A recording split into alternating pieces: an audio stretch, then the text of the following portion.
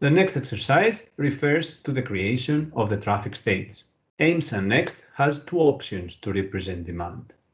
One is through traffic states, a simple representation of the demand which just requires the input flows in the network and the turning proportions.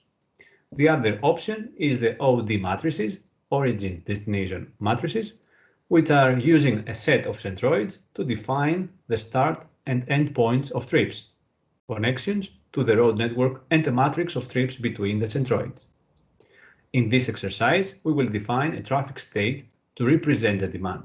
The following pictures provide all the information necessary to create a traffic state. To put this data in the model, we need to create a traffic state using the menu Project, New, Demand Data, Traffic State.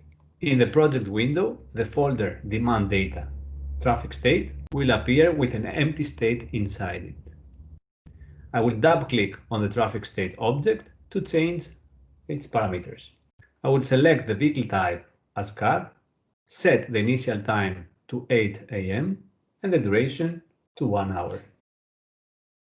Within the tab Input Flow, I will fill the column flow with the data from the previous figure.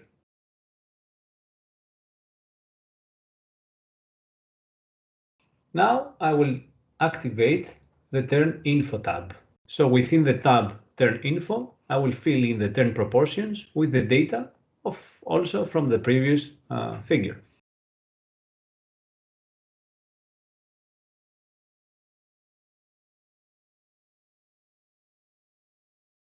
We have the option to highlight the incorrect definitions. So here, for example, if I set something like 35 here, I see that with red color comes the error. If I set this correctly, which is 40%, then the error disappears. In Aimsun Next, the exit percentages can be defined for the section differentiated by the previous section. So we can click on the section of the roundabout and then click on Use Input Terms.